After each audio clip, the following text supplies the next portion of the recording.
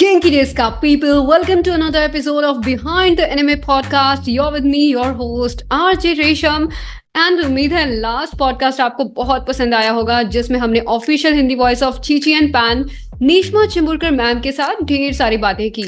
और आज फिर से आ चुकी हूँ मैं आपके साथ एक नए गेस्ट को लेकर।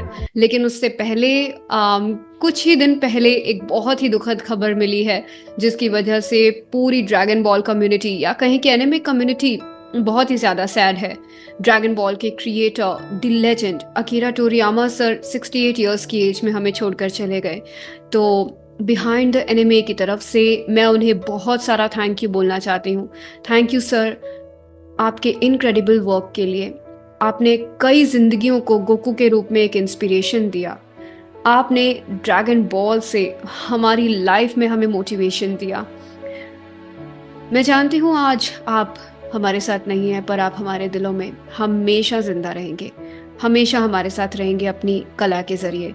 तो इसी के साथ आज हमारे साथ इस शो में जो गेस्ट आने वाले हैं वो बहुत ही टैलेंटेड हैं।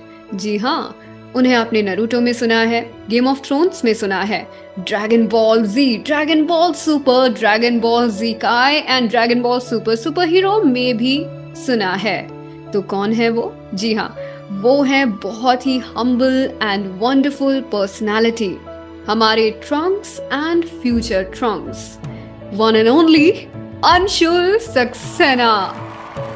So welcome Anshul sir on Behind the Anime podcast. Thank you so much for giving me your valuable time on this Sunday evening. बहुत स्वागत है आपका हमारे future Trunks and Trunks. Thank you very much. I will definitely try to save the world. Yeah, sure. So Trunks से मुझे याद आया कि उम्मीद है सबको वो न्यूज़ मिल चुकी है एंड ड्रैगन बॉल कम्युनिटी पूरी बहुत ही ज़्यादा सैड है कि हमारे creator the legend Akira Toriyama sir अब हमारे बीच में नहीं है। तो उस पर आप क्या कहना चाहेंगे? Risham, this is a very sad news, and Yes. this has shattered many people like me, because Correct. वो एक ऐसी शख्सियत हैं जो हमसे और हमारे जैसे ना जाने कितने लोगों से हमारे बचपन से जुड़े हैं। मैं Correct. जानता हूँ, मैं ड्रैगन बॉल जी बचपन से करते आ रहा हूँ, और एक बोलते हैं ना, एक कॉन्ट्रीब्यूशन रहा है उनका बहुत सारे लोगों की लाइफ पे, एक इम्पैक्ट क्रिएट किया है, एक इंस्पिरेशन बनाई है उन्होंने। सो ऐसे शख्स जो हमारी जिंदगी से एक अनकंडीशनल तरीके से जुड़े होते हैं, जिनके साथ हम अपना बचपन बिताते हैं, फिर बड़े होते हैं और इनकी फैन फॉलोइंग चलती ही रहती है। ऐसे शख्स हमारे बीच में से अगर अचानक से चले जाएं, सो हम कभी ऐसे सोच भी नहीं सकते। और जब हमें ऐसे कुछ सुनने को मिलता है तो this is the kind of news जो हम डाइजेस्ट नहीं कर सकते, जिसे हम एक्सेप्ट नहीं कर पाते, हमारा दिल और दिमाग एक्सेप्ट नहीं कर पाता। So this is what is happening to us. I am sure कि कुछ लोग ऐसे भी हैं जिन्हें इनके बारे में पता नहीं है, तो I just share some basic details about this legendary person. Yes, His name definitely. is Akira Toriyama. He was born on April 5th, 1955, and he passed away as on March 1st, 2024. So he was a Japanese manga artist and a character designer.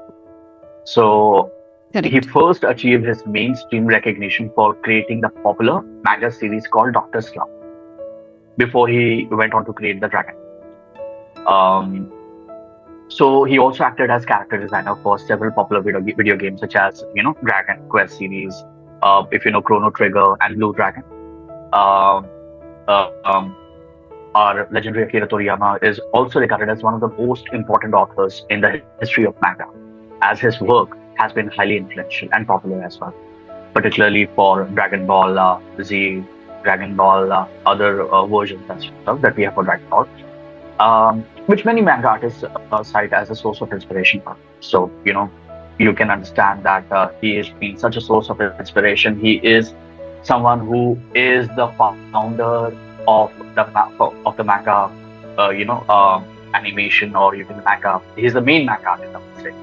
So, अब जो boom आप देख रहे हैं anime में, ये जिस तरीके के आप एनिमेस आजकल देख रहे हैं, उनकी शुरुआत यहाँ से हुई।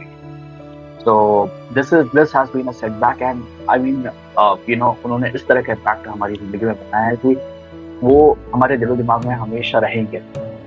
So, I salute him for the kind of work he has done. I salute him.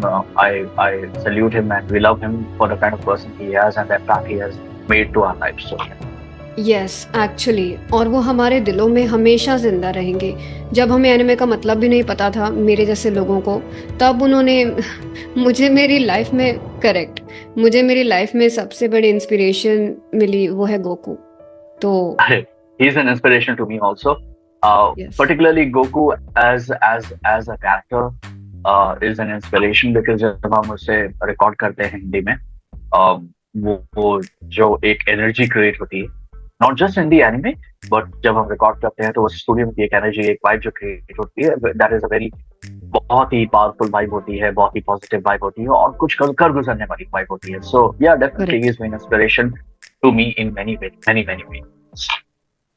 Great. So इसी के साथ, जैसे कि आपने बात की थी कि बचपन से आप ड्रैगन बॉल कर रहे हैं, तो थोड़ा सा अपने वॉइसिंग करियर के बारे में बताइए. That how you started, when you started, who inspired you, something like that. Sure. So I mean, मैंने कभी नहीं सोचा था कि मैं एक वॉइसिंग आर्टिस्ट बनूंगा करके, क्योंकि एक कॉमन मैन, मतलब, या फिर आप ऐसे बोलते हैं नॉर्मल लड़के की जिंदगी में आप जब कंप्लीट करते हैं तो आप सोचते हैं कि चलो थोड़ा कुछ काम कर लेते हैं, just to get a hang of things, so I started working for side a local news earning. Channel. Correct, side earning, या फिर कुछ थोड़ा सीखने के लिए, ऐसा after you have completed your board exams of 10th. तो मैंने भी ऐसा सोचा कि चलो let's join a local news channel and start working as maybe as an offline editor और something, and may B I will get to learn a little bit, और थोड़े पैसे भी कमा लूंगा शायद. तो 10-15 दिन मैंने वही सब किया. फिर मेरे डैड जो है, so he is been into this industry for a very very long time. So he used to work with UTV. So one day he decided to take me with him to one of the UTV studios. So मैं studio गया वहाँ पे, and it was a totally different world for मेरे सामने. Great. कुछ कलाकार आए जिन्होंने अपनी कला का प्रदर्शन किया. उनको मैंने देखा भी कैसे वो डब कर रहे हैं कोई पर्टिकुलर शोज वगैरह है, and I was totally amazed, and I was like wow, you guys are doing really great. और बट मुझे खुद पे भरोसा नहीं था कि मैं ये सारी चीजें कर पाऊंगा कभी, क्योंकि मुझे ऐसा लगता था कि मेरी किस्मत में वॉइसिंग आर्टिस्ट बनना नहीं लिखा है, and I am not that person, I'm not going to be that lucky. But somehow monitor room में बैठते देखते लोगों को थोड़ा समझ आने लगी. फिर डैड ने मुझे बोला करके कि तुम भी जाके ट्राई करो. शुरुआत में मुझे थोड़ी बहुत गालियां भी मिली, थोड़ा सा मतलब ये बोलते हैं ना कि थोड़ा सा अपसेट भी हुआ मैं. सबको लर्निंग फेज था. हाँ, तो वो लर्निंग फेज मेरा काफी लंबे टाइम तक अभी भी चला है, ऐसा नहीं कि learning has stop, but that was a really struggle for me deliver करना कोई. और लर्निंग फेज में हमें लग रहा होता है हम सही डिलीवरी कर रहे हैं, बट सामने वाला बोल रहा होता है टेक करेक्ट नहीं है, दोबारा करो. करेक्ट. और हम सोचते हैं कि हम क्या गलत कर रहे हैं और क्या अलग कर सकते हैं. करेक्ट. और वही सारे चैलेंजेस से हमें समझना पड़ता है कि कि हम क्या नया सीख सकते हैं, क्या नया कर सकते हैं, सामने वाला क्या चाहता है, और हम क्या कहते हैं ना कि जब भी हम आर्टिस्ट बनते हैं तो हमारा 2 पॉइंट ऑफ व्यू होना चाहिए. yes. एक जो हम सोचते हैं, एक जो सामने वाला सोचता है. अगर आप दोनों पॉइंट ऑफ व्यू से सोच सकते हैं कि हम जो डिलीवर कर रहे हैं उस सामने वाले को क्या इंटरप्रेट हो रहा है और हम क्या इंटरप्रेट करवाना चाहते हैं, then you can be you can master this art. ये भी एक आर्ट ही है कि हम क्या डिलीवर करना चाहते हैं और सामने वाला क्या इंटरप्रेट करता है उस चीज को. तो शुरुआत में तो स्ट्रगल था, और काफी टाइम तक चीजों को सीखने का स्ट्रगल चलता ही रहा. But over a period of time थोड़ी मैंने अपनी जगह बनाई, थोड़े हाउसेस के साथ काम करना सीखा, मतलब काम करके सीखा, और फाइनली खुद से ऐसे कभी कभी शिकायतें होती थी कि आज मैंने वो रिकॉर्डिंग अच्छी से नहीं की, आज वो लाइन बराबर नहीं बोली. रात को जब मैं सोने जाता था तो मेरे दिमाग में आता था यार काश मैं वो लाइन कैसे बोल सकता था. ये मैं भी करती हूँ, मुझे अंदर से सेटिस्फैक्शन मिलता. ये मैं रोज करती हूँ. यस. हाँ. और फिर मतलब अच्छे शोज कर रहा था, पोकेमॉन पर मैन, ये वो, मतलब सब बड़े शोज कर रहा था. और मतलब कभी अगर मैं कोई पर्टिकुलर एपिसोड ठीक से नहीं कर पाऊँ, या फिर मेरे इमोशंस अच्छे से नहीं आ पाए जो सामने वाला चाहता है, या फिर उसको कॉम्प्रोमाइज करना पड़े, I used to feel very bad about. और फिर मैं रात को सोचता था कि क्या डिफरेंट कर सकता था, मैं कैसे कर सकता हूँ. फिर मैंने दूसरे लोगों को देखना शुरू किया कि दूसरे आर्टिस्ट कैसे करते हैं परफॉर्म.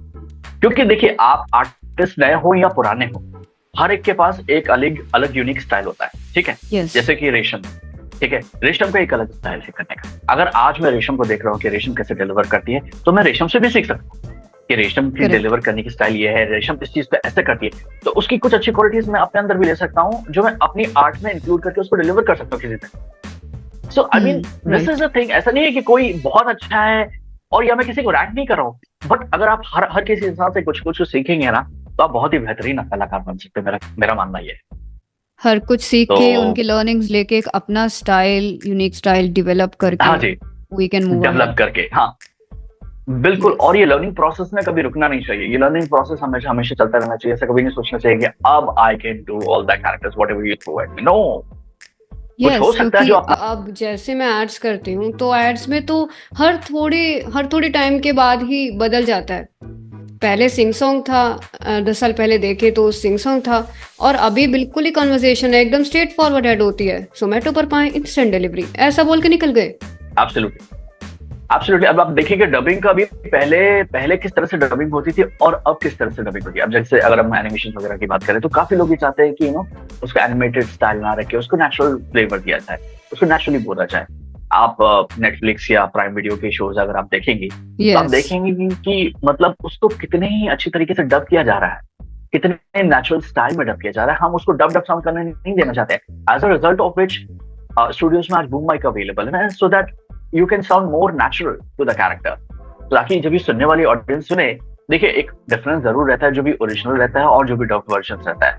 हमारा काम ये रहता है कि हम जितना ज्यादा मैच कर सके उस ओरिजिनल पायलट को, उतना ज्यादा अच्छा होगा हमारे लिए। बिकॉज इन दैट केस हमें भी सेटिस्फैक्शन मिलेगी कि हमने अच्छा काम किया है, हमारे साथ हमारे डायरेक्टर इंजीनियर्स को भी सेटिस्फैक्शन मिलेगी, हमारे को आर्टिस्ट को भी अच्छा लगेगा कि this guy has done a good job, this girl has done a good job, a fantastic job. Plus जो सुनने वाली ऑडियंस है वो रिलेट कर पाएगी कि भाई क्या किया है, क्या मजा आ गया हिंदी का सुन के, अब से मैं हिंदी भी देखूंगा, अब से मैं हिंदी भी।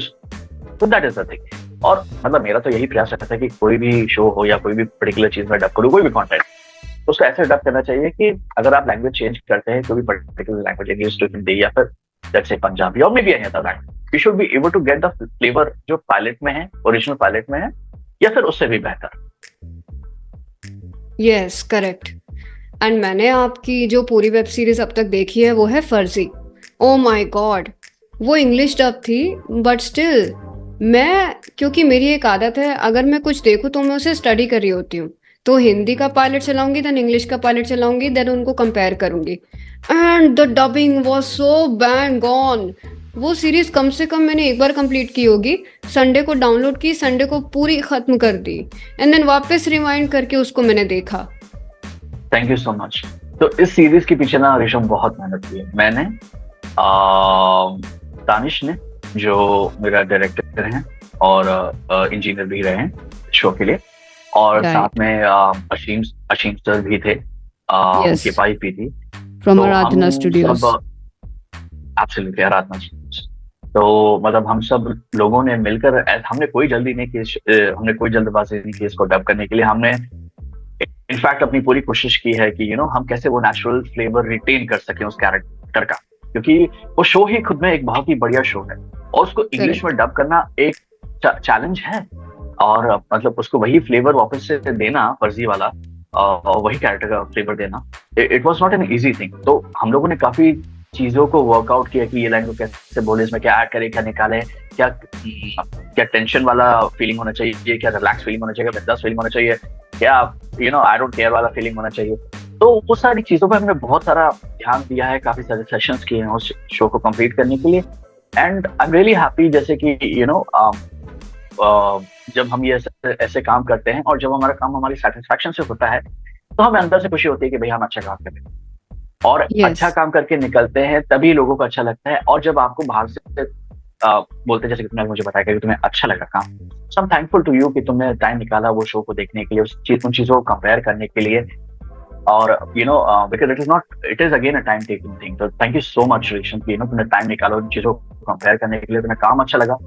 एंड मेरी कोशिश यही रहती है कि जो मैंने आज अच्छा किया उससे और भी ज्यादा अच्छा करूं। बिकॉज रेशम द थिंग इज दैट ना, कि एक आर्टिस्ट के अंदर वो आग होनी चाहिए, यस। ठीक है, खुद को बेहतर बनाने की। मेरा कंपटीशन किसी के साथ, मेरा कंपटीशन मेरे साथ, क्योंकि मैं इंश्योर करना चाहता हूं कि मैं आज जो हूं मैं कल उससे बेहतर हूं। मैं उससे भी अगर मुझे लगता है कि मैंने आज कोई पर्टिकुलर शो या एपिसोड डब किया या फिल्म डब की है, और अगर मैं 4 दिन बाद वो फिल्म देख रहा हूँ अपनी डब की, अगर मुझे लगता है कि मैं अपने आप को बैठ के क्रिटिसाइज करता हूँ स्टूडियो में, जब मैं अपना डब ट्रैक देखता हूँ, यार ये लाइन मेरे को ऐसे नहीं सेम, बोलनी मैं भी चाहिए ये यार, करती इसमें हूँ। मैंने थोड़ा, हाँ, तो ये क्रिटिसिज्म होना जरूरी है खुद को इम्प्रूव करने के लिए, because I want to be able to improve myself. I want to be the best version of myself as an artist. I have no competition with any other person because everyone is excellent in their job.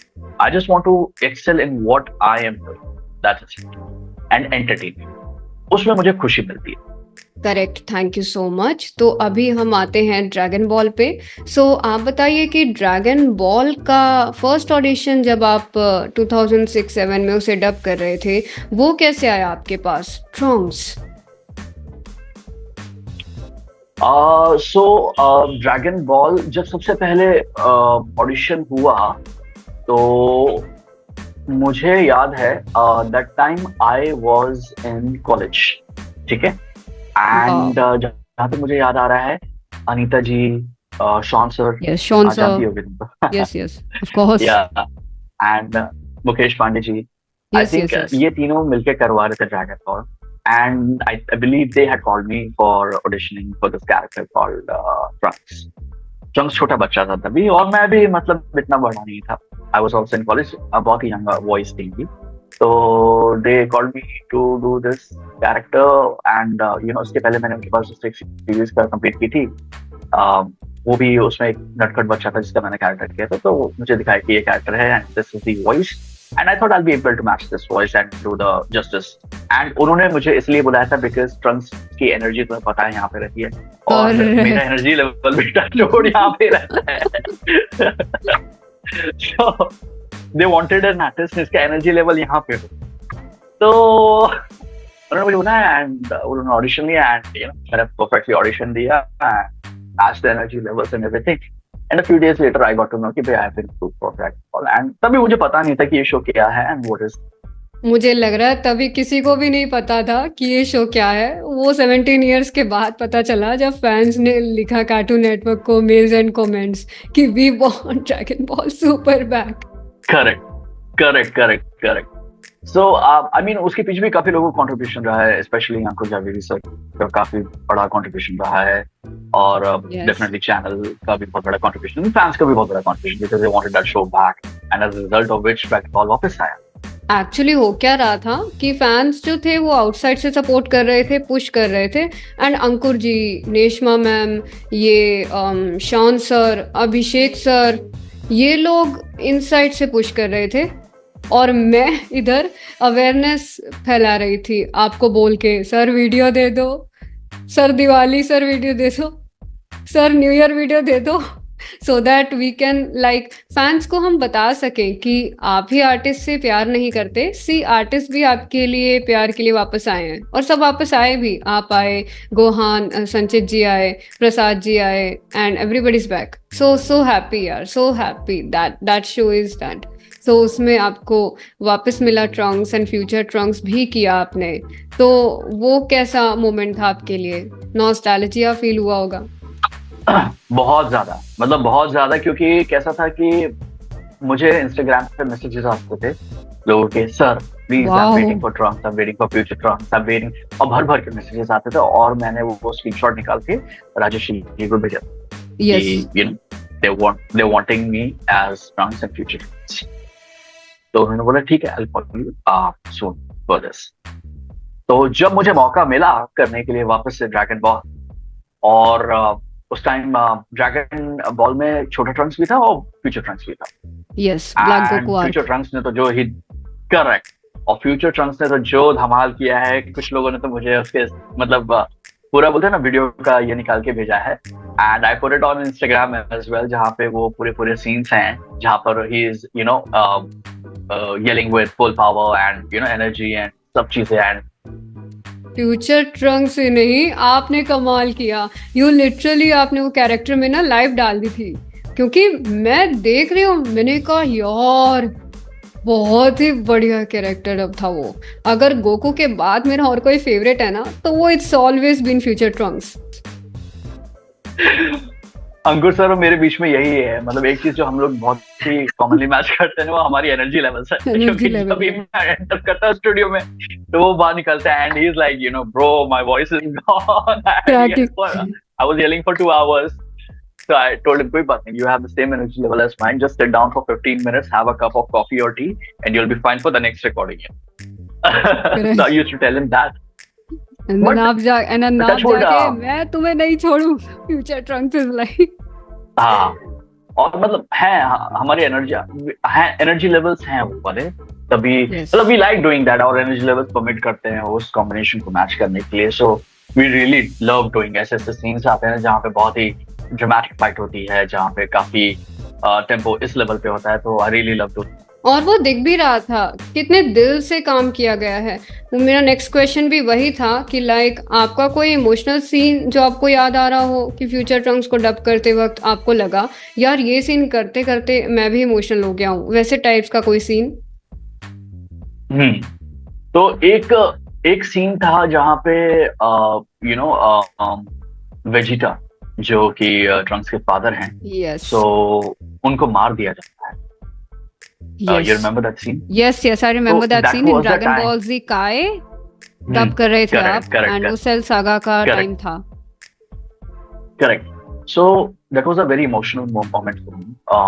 और उस time पे Trunks बहुत चिल्लाया भी था, and he wanted to avenge the death of his father. Full rage में होता है ट्रंक्स So उस वक्त। full rage में रहता है करके, and he wanted to avenge the death of his father, and he is ready to take over anybody who comes on his way. So मतलब उस टाइम तो I was like कुछ भी हो जाए, कोई भी शो, कुछ भी हो जाए या कोई भी सीन सामने आ जाए, I will take care of that person, or I'm not going to leave that person. तो बहुत ही इमोशनल मोमेंट था वो मेरे लिए। और इसके अलावा और भी बहुत सारे इमोशनल मोमेंट्स रहे हैं मेरे लिए जब मैं ड्रैगन बॉल करता। And this one thing that I made sure कि कभी कभी ड्रैगन बॉल में जब भी वो लोग एनर्जी अपने आप को एनर्जाइज करते हैं या फिर अपने आप को वो एनर्जी जनरेट करते हैं अपने अंदर, तो they have to yell for a minute और 2 or 3 minutes maybe sometimes. तो वो जो येल रहता है वो कंटिन्यूसली येल रहता है, so you cannot fake that yell. So if somebody is, let's say if Trunks is yelling like just giving an example. Yeah, I'm not. Yes, correct. For, let's say 1 minute. You can't be faking that yell on the mic and like you can't do that. The reason why you can't do that is because pilot में वो चिल्लाया है अपनी feelings से, उसका aggression है. So you can't just you can't just mimic that and not give that expression, that reaction. You also have to do that. कि वो आपको एनर्जी, वो एग्रेशन दिखाना पड़ेगा, तब जाके ऑडियंस को मजा आएगा, तब लगेगा कि हाँ भाई अब वो बदला लेने के लिए तैयार है। और वो पैच भी करेंगे तो वो पता चल जाता है, बिकॉज वो क्लिक एक हल्का सा आता है जब हम पैच करते हैं। तो यही सभी फैंस देख रहे थे, तभी फैंस का प्यार आया कि कितनी मेहनत से आप, अंकुर जी, प्रसाद जी, सब लोग इसे डब कर रहे थे चिल्ला चिल्ला के। Absolutely. एंड वही तो रिलेशनशिप है, और उसी चीज को हमें आगे बढ़ाना भी है। Because the thing is that as an artist हमारा जॉब है आपको एंटरटेन करना, और जेन्युइनली एंटरटेन करना। मतलब ऐसा नहीं है कि just it is a profession, but we really want to entertain you through our work, genuine work. And अगर आपके दिल तक, आपके मन तक वो बात पहुंचती है, that is a success for me. That is मतलब इसका मतलब मेरी मेहनत सफल हुई है। और अगर आपके दिल तक, आपके दिमाग तक आपको लगता है कि वो चीज पहुंच चुकी है, then I am thankful to you that you have liked my work, और you are liking my work for that matter. So, अगर आपको कभी एक्चुअल टाइम मशीन मिल जाए ट्रंक्स की तरह, तो क्या होगा जो आप चेंज करना चाहोगे? वो पास्ट या फ्यूचर तो खैर हमने देखा नहीं, वो पास्ट में कुछ भी हो सकता है, या कुछ भी ऐसा फ्यूचर में भी अगर आप सोच सको तो, कि क्या होगा अगर एक्चुअल टाइम मशीन आपके पास हो? That is a very tricky question, The reason I'm telling you that is a tricky question. यही तो मेरे दिमाग की उपज है, सोचे हैं बहुत question. So I'll tell you the reason why. Because see, time machine में अगर आप बैठे तो आप फ्यूचर में जा सकते हैं, करेक्ट? और अगर if I had to go in the past and change something, I feel that I've not done anything as such जिसको मैं पास्ट में जाके चेंज करना चाहूँ. To be very So there's nothing that I would need to change if I had to go back in the past. And future में अगर if I get a chance to go to the future, then probably I would like to see how I am going to be in the future. What am I doing? I would just like to explore myself and see what am I doing in the future. Am I doing good? Am I doing bad? How am I looking? And who is with me? So बस इतना ही देखना चाहूँगा, ज़्यादा कुछ नहीं। Okay, so any special preparations जो आप करते हो रिकॉर्डिंग पे जाने से पहले? कुछ ऐसा होता है? मैं कुछ नहीं करती, मैं सही में बोल रही हूँ। मैं आइसक्रीम भी खा लेती हूँ, मैं कोल्ड ड्रिंक भी पी लेती हूँ, स्टिल मुझे चिल्लाना पड़ता है तो चिल्ला लेती हूँ। तो आपकी क्या एक्सरसाइज होती हैं या स्पेशल प्रिपरेशन होती है? तो वो जो न्यू डबिंग वॉइस एक्टर्स हैं या जो इस फील्ड में आना चाहते हैं उन्हें हेल्प करेगा। करेक्ट। सो देखिए, आई मीन आप नहीं भी करेंगे तो भी चलेगा, पर अगर करेंगे तो it will help you. The reason I am saying it will help you is because sometimes आपके सामने कुछ ऐसे कैरेक्टर्स आते हैं जो थोड़ा चैलेंजिंग हो जाते हैं। Let's say you going for an audition, ठीक है, जहाँ पे आपको let's say that I am a slow speak, ठीक है, and I get a character which speaks really fast और जो अपने हर लाइन की टेल को अधूरा छोड़ देता है, ठीक है, तेज बोलते, राइट तेज बोलते। अब ऐसे कैरेक्टर को प्ले करना जो आपकी पर्सनालिटी के टोटली ऑपोजिट है, उसको पहले थोड़ा समझना पड़ेगा, थोड़ा कुछ सेकंड्स की प्रैक्टिस देनी पड़ेगी, ठीक है। अगर हमने लेट्स से कुछ ऑयली खाया हुआ है या फिर हमने कुछ ठंडा पिया हुआ है तो हमारी जबान थोड़ी सी मोटी हो जाएगी या फिर साथ नहीं देगी हमारा, जिस वजह से हम क्लिक्स आएंगे, जिस वजह से हमारी जबान साथ नहीं देगी, हम तेज नहीं बोल पाएंगे एंड हमें ऑडिशन देने में दिक्कत आएगी, ठीक है। अगर हम थोड़ी सी प्रैक्टिस कर लेंगे घर से निकलने से पहले, जैसे कि फॉर एग्जांपल हमने ओम का जाप कर लिया या फिर ऐसे कर सकते हैं कि हमें मुंह में पेन रख के तो 1-2-3 पन्ने पढ़ने चाहे वो भी कर लिए, या फिर हम ऐसे खाली मुंह बंद करके एक साउंड निकालते हैं, ये भी कर लिया, तो it creates a vibration in your mouth. या फिर हमने अलग अलग तरीके के एक्सरसाइजेस आते हैं। I am just thinking what I can think top of my head. सांस की एक्सरसाइज करने में भी it will help you do the job in a better way. If you work out daily it will help you do your job in a better way. अगर आप morning walks लेते हैं और आप योगा वोगा करते हैं, it will help you do your job in a better way. Because उससे क्या होता है कि कोई भी लंबे बड़े डायलॉग्स बोलने के लिए आपको अपनी सांसों के साथ खेलना भी पड़ता है, कहाँ पे पॉज लेना है, कहाँ पे पॉज नहीं लेना है, कितना स्लो बोलना है, कितना फास्ट बोलना है। इसमें सांसों का भी एक बहुत बड़ा कंट्रीब्यूशन रहता है आपके पेस को मेंटेन करने के। मेजर रोल होता है। हाँ, तो अगर आप अपने सांसों के साथ थोड़ा खेल सकते हैं, आप अपनी जबान को थोड़ा घुमा सकते हैं और आपको वो फ्लेक्सिबिलिटी है, तो you can play majority of the characters and that will help you get those auditions approved for yourself or those characters done in a nicer way by you. So yeah, that is how it works. Because again, this is a craft, it is acting. आपको prepare तो होना ही पड़ेगा और acting में भी accidents होते हैं। You have to prepare yourself. आपको prepare होते होना पड़ता। सबकी requirements अलग अलग होती है। जैसे मैंने बताया ना करके कि अब हमारा जो मूड है वो हैप्पी है, सैड है, न्यूट्रल है, कुछ भी हो सकता है, बट सामने वाले का रिक्वायरमेंट ऐसी है। तो अब सामने वाले की क्या रिक्वायरमेंट है, ये एज एन आर्टिस्ट अपने को समझना पड़ेगा कि उसके दिमाग में क्या चल रहा है। जब हम समझ जाएंगे कि उसके दिमाग में क्या चल रहा है, that's when we will be able to deliver it. And in order to deliver what he और she wants, we should be ready. And how are we going to be ready? When we prepare ourself. Okay, so now we are moving ahead for rapid fire. So इसमें आपको सोचने का time नहीं है, बिल्कुल नहीं मिलेगा आपको। आंसर्स करने हैं जैसे मैं पूछते जाऊंगी and time starts now. Your favourite food? Chinese. Same. Your favourite place? Delhi. Wow, come to Delhi, बहुत मजा आएगा। Yeah, because I was born in Delhi. Oh wow, I'm from Delhi, born and brought up in Delhi, and want to come to Mumbai. Oh, wow. My favorite city is Mumbai. Most welcome, many times. I would love to see you. Yes, same here. Your favorite time pass? जब recording नहीं होती तब? Riding my bike. Wow. Okay. Kid trunks or future trunks? Future trunks. मुझे पता था। Guess why? Guess why? Roars की वजह से? सिर्फ किटरंग से उतना ही है, मैं बड़ा हो गया, ठीक है, तो किटरंग्स करने के लिए मुझे अपनी आवाज छोटी करनी पड़ती है। I have to maintain the same voice that I have been modulate maintaining करनी मेंटेनिंग पड़ती है। आई हैव बीन, हाँ। बट फ्यूचर टर्म्स करते वक्त मुझे वॉइस मेंटेन नहीं करनी, मैं नॉर्मली करता हूँ ना, तो जब भी कभी चिल्लाने विलाने वाला सीन आता है, I am able to deliver it very fluent. Correct. I am more comfortable future terms, yes, और ज्यादा एक्शन करता है फ्यूचर टर्म्स, सो दैट्स बिल्कुल। अगर आप एक वॉइस एक्टर ना होते तो क्या होते? अगर मैं वॉइस एक्टर ना होता तो पता नहीं मैं क्या कर रहा हूँ, आई रियली डोंट नो। ये मेरे साथ भी ऐसा है। मुझे लोगों ने बोला कि बैंकिंग में चले जाओ, टीचिंग में चले जाओ। मैंने कहा ना, जाना है तो क्रिएटिव में ही जाएंगे। Will go in creative.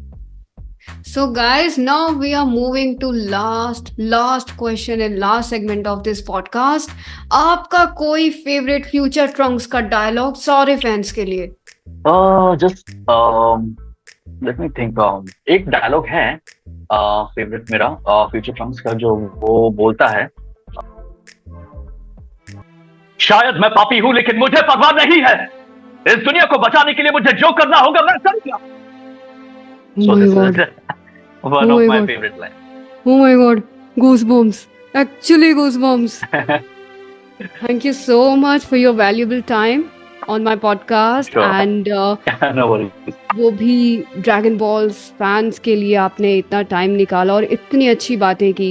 हमें आपसे काफी सारी लर्निंग्स भी मिली। So thank you so much. It's a pleasure. It's a pleasure. Thank you. Thank you so much. Nice meeting. Thank you. Have a good Sunday. Have a great Sunday. Bye-bye. You too. Bye-bye. So ये था हमारा बेहद खूबसूरत सा podcast Anshul Saxena ji के साथ। मुझे तो ये पॉडकास्ट करने में बहुत मजा आया, बहुत कुछ सीखा मैंने उनसे, उनकी लाइफ स्टोरी से। उम्मीद है आपको भी ये पॉडकास्ट पसंद आया होगा, तो इसे जरूर अपने दोस्तों के साथ शेयर करें। और किन वॉइस एक्टर्स को सुनना चाहते हैं मुझे कमेंट सेक्शन में जरूर लिखें, और बिहाइंड द एनिमे को सपोर्ट करें। अंशुल जी के सोशल मीडिया हैंडल्स मैंने कमेंट सेक्शन में डाल दिए हैं, तो उन्हें ज़रूर फॉलो करें और जाकर उन्हें हाय कहें। एंड मिलते हैं आपसे अगली बार नए पॉडकास्ट में नए गेस्ट के साथ। तब तक के लिए अपना ख्याल रखिए एंड सायोनारा।